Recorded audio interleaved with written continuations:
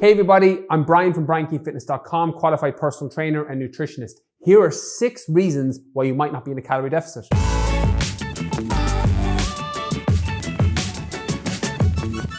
When it comes to losing body fat, there's one thing you need to do. You need to be in a calorie deficit, which means that you're eating less calories than your body needs so that you can tap into fat stores, use it for fuel, and reduce your level of body fat. To get into a calorie deficit, you calculate your maintenance using a TDEE calculator, and then you eat a number below that. That's a calorie deficit. But there are 6 reasons why you might not be in that deficit. Number 1, you're not as active as you think. As amazing as some online tools like TDEE calculators are, you still have to test them because if your body fat isn't reducing, it means you're not in a deficit. So although a calorie calculator might say you're in a deficit, you might not be as active as you think, and that's the reason you're not losing body fat.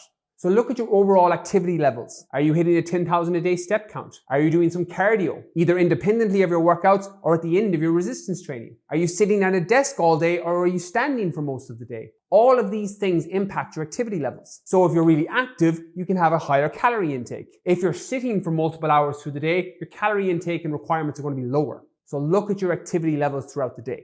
Reason 2 that you might not be in a calorie deficit is that you're underestimating portion sizes. When it comes to fat loss, your portion size matters. And if you're of the mindset of, I need to clear my plate, maybe you need some smaller plates. Systems over willpower. So if you're having a small breakfast, a decent sized lunch, and a massive dinner, that portion size might not be serving your calorie deficit. And we'll come back to this in point 4, where you're focusing on food quantity versus calorie intake.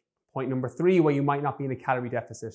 You're eating too many snacks or treats throughout the day. So I'll put my hand up on this one. If you're somebody with kids at home and you're taking chips off their plate and not counting those calories, you know what I'm talking about here. Calories count whether they come from your plate, whether they come from your kid's plate, whether they come from your partner's plate, or whether they come from the moon. A calorie is a calorie. So look to see if you're picking off people's plates or you're adding extra snacks throughout the day that you're not focusing into your overall calorie intake. Very easy to happen, and a lot of people consume too many calories this way. Point number 4, focusing on food quantity versus caloric value. This is one of the biggest mistakes I see when it comes to people who think they're in a deficit, but they really aren't. Food quantity and caloric value don't necessarily have that much to do with one another. You can eat a lot of food, i.e. a lot of quantity of food, and have low calories, or you can eat a small amount of food and have very high calories. A good example is a table size full of broccoli.